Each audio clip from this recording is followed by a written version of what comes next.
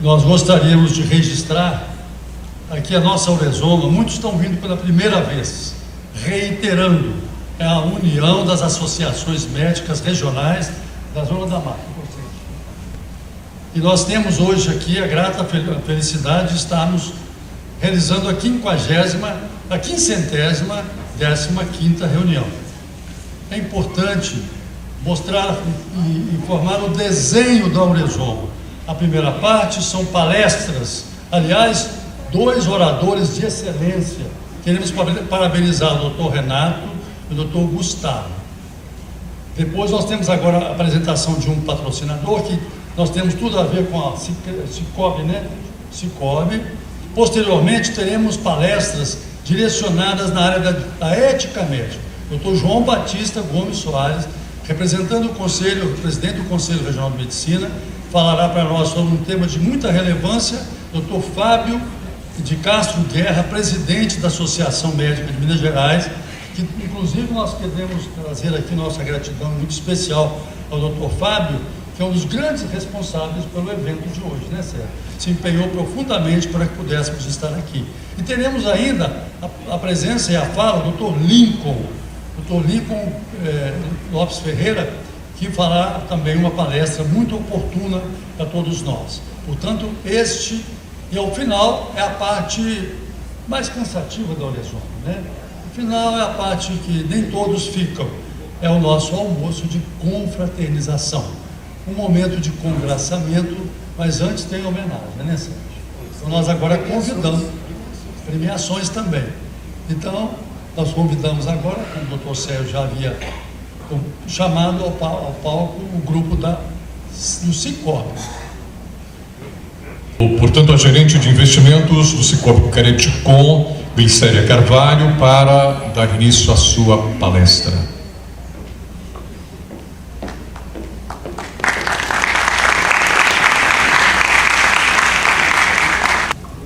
Bom dia a todos. Meu nome é Glicéria. Como o doutor Sérgio já falou, hoje eu estou aqui representando a Cicobi Credicom, a nossa cooperativa da área da saúde. Cicobi Credicom, ele nasceu com essência médica. Nós surgimos dentro da Faculdade de Medicina da UFMG.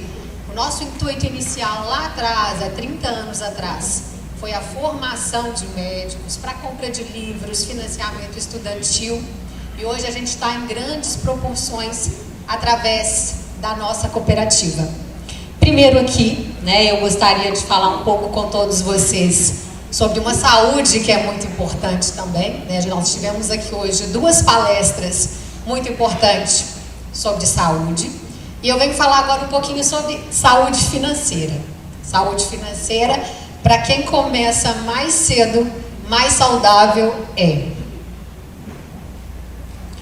Como já falamos aqui, né, a Credicom hoje ela é a maior cooperativa da área da saúde do Brasil.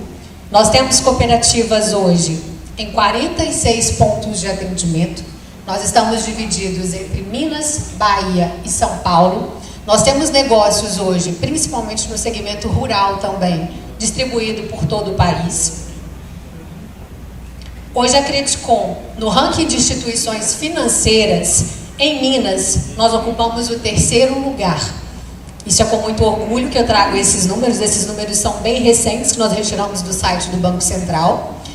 A proporção aqui, né, mostra o quanto nós somos sólidos, o quanto a cooperativa cresce durante esses 30 anos.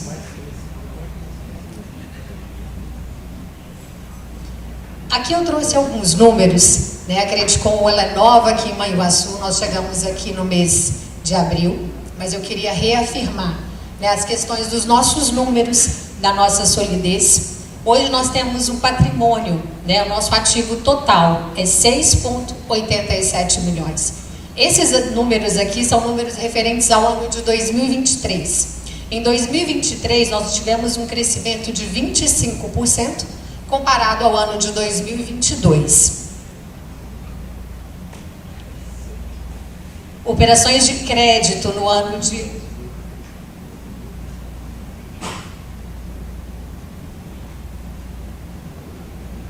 Aconteceu alguma coisa? Vamos continuando aqui. As operações de crédito, né, no ano de 2023, nós tivemos um crescimento de 17%.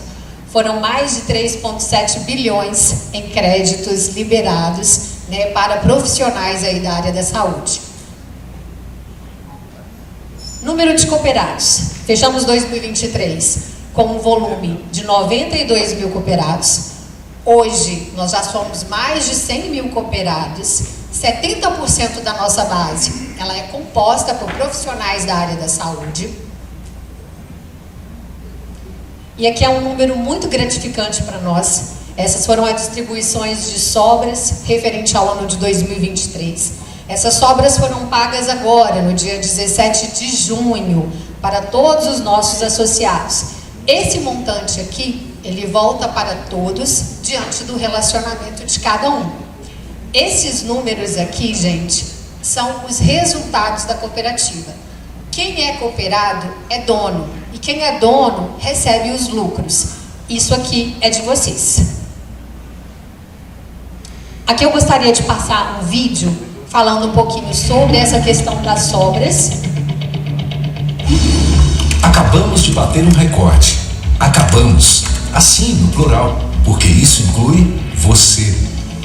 Juntos conquistamos 140 milhões de reais em distribuição de resultados, valor que foi compartilhado com todos os cooperados esse ano.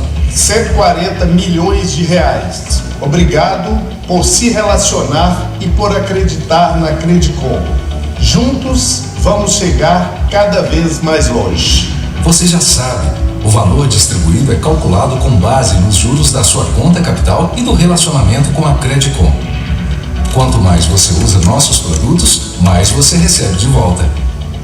Acesse credicom.com.br/dinheiro de volta e confira seu extrato.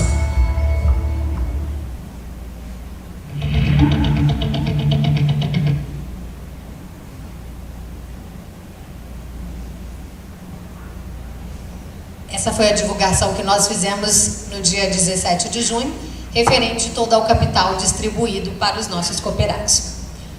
Essa classificação de risco eu trouxe porque eu gostaria muito de ressaltar que a cooperativa ela trouxe a Moody's, que é uma agência classificadora de risco internacional, que avalia países, que avalia bancos, e nós trouxemos ela em abril do ano passado para fazer a avaliação de risco da Credicom mediante a outros bancos. A nossa classificação de risco, ela ficou uma classificação rating A. Hoje nós temos rating iguais grandes bancos, né? A gente tem vários outros bancos hoje aí que estão em corretoras, bancos de investimento que não tem essa classificação. Isso aqui reforça a nossa solidez, reforça que nós temos sim, né, um capital muito grande que garante aí a nossa fortaleza de balanço. Aqui eu gostaria de falar um pouco, né, sobre o cenário econômico, sobre o momento que a gente passa aqui na nossa economia. A gente vem enfrentando aí uma taxa de juros alta, uma inflação alta, um PIB também evoluindo. Eu gostaria de falar um pouquinho, para depois eu falar um pouco sobre os investimentos que a gente tem direcionado, para contextualizar para vocês os investimentos que nós temos direcionados a profissionais da área da saúde. Falando aqui um pouquinho sobre o cenário global, dentro do cenário global, a gente prevê, né, uma queda em crescimento em torno de 60% em relação à década passada. Isso aqui foi muito afetado pela pandemia, foi muito afetado por crises geopolíticas, né? A previsão de crescimento global para 2024 ficou um crescimento de 2,6%. Se comparado ao ano anterior à pandemia, ali no ano de 2018, nós tivemos um crescimento de 3,1%. Então, isso ainda reflete muito na nossa economia, né, e o quanto a gente ainda tem a voltar a crescer nesse período. Olhando um pouco ainda para as nossas principais economias, né, ali os maiores PIBs, os PIBs globais, continuam entre Estados Unidos, China e União Europeia. Isso traz para a gente, né, o quanto a gente ainda precisa crescer. A China, hoje, ali está respectivamente em crescimentos, né, primeiro Estados Unidos, China e União Europeia. Já tem muitas pessoas falando aí que para o próximo ano a China já ultrapassa em questão de PIB o crescimento ali dos Estados Unidos. E o mercado hoje, ele segue na expectativa, né, né, das eleições aí presidenciáveis dos Estados Unidos. São duas presidências, né, a Kamala e o Trump, que vem trazendo ali propostas diferentes, que vão trazer consequências diferentes, e o mercado deu uma estagnada, esperando essas eleições que vão acontecer no dia 5 de novembro. Entrando um pouco aqui no mercado nacional, né, o que eu já falei um pouco do PIB, o PIB ele teve um crescimento atual de 1,4 nesse segundo trimestre, superando a expectativa ali, que era uma expectativa de 0,9.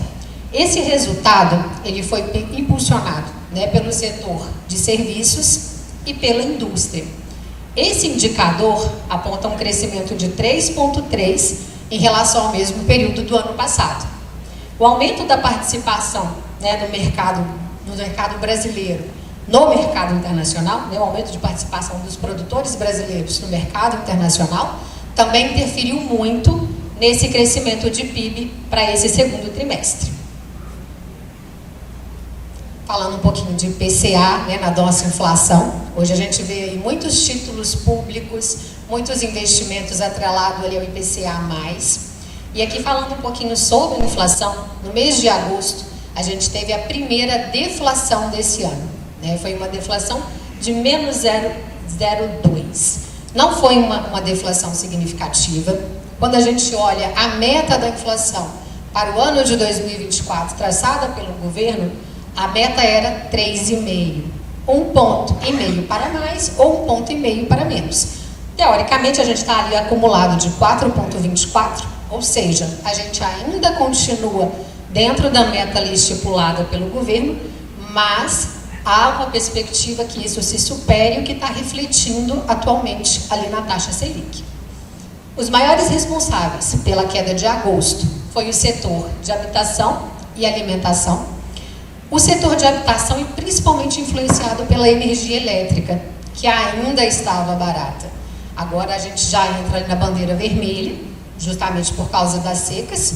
Isso já vai aumentar um pouco a inflação. Outro fator que preocupa, né, a desvalorização do real diante ao dólar, que isso ainda também está influenciando bastante nesse IPCA que a gente tem hoje. Falando um pouquinho da taxa Selic, aqui eu trago alguns dados dessa quarta-feira, quando houve a reunião do Copom. Nessa reunião do Copom, foi definido um aumento de 0,25, com ainda perspectivas de mais 2 aumentos para esse ano de 2024. Dentre esse aumento, a taxa Selic vai ficar em torno de 11,25. O Boletim Focus, né, elevou essa previsão agora justamente por não conseguir conter a inflação. Os gastos públicos, eles ainda estão acima do esperado, e o aperto monetário, né, no nosso país, ele ainda vai seguir aí, pelo menos 2024, para 2025, há uma previsão de que a taxa Selic permaneça acima de 2 dígitos, na casa de 10,5. Isso influencia diretamente nos investimentos, né? Quando a gente fala de IPCA, PIB, taxa Selic, tudo isso influencia nos investimentos que vocês já têm ou nos investimentos que vocês pretendem fazer. Dentro desses investimentos, né, aqui eu trouxe um pouco do portfólio que nós temos hoje dentro do Sicoob Credicom. Esses investimentos, né, a gente consegue atender todos os tipos de público, o público mais conservador, o público mais arrojado, o público mais agressivo. E aí a gente tem aqui dentro do nosso portfólio a parte de renda fixa.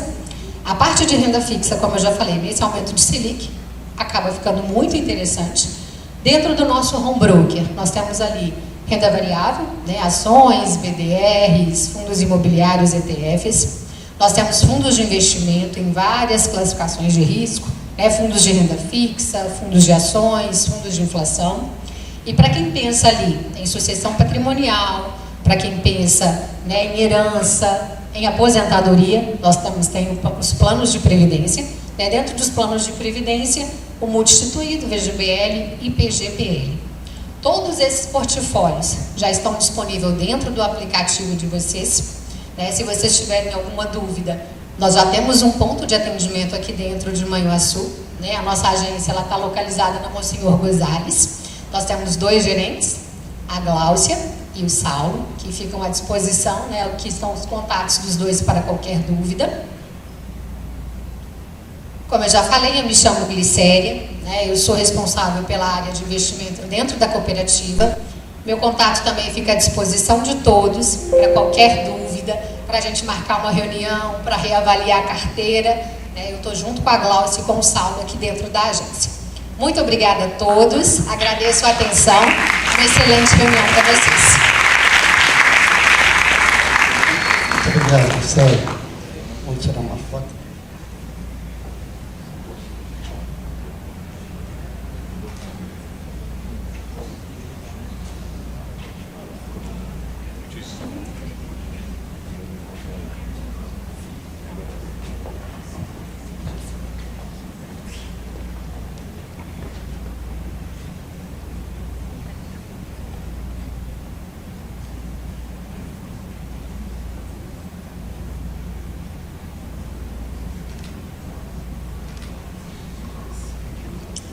Nosso muito obrigado a Glicéria Carvalho pela participação aqui neste seminário.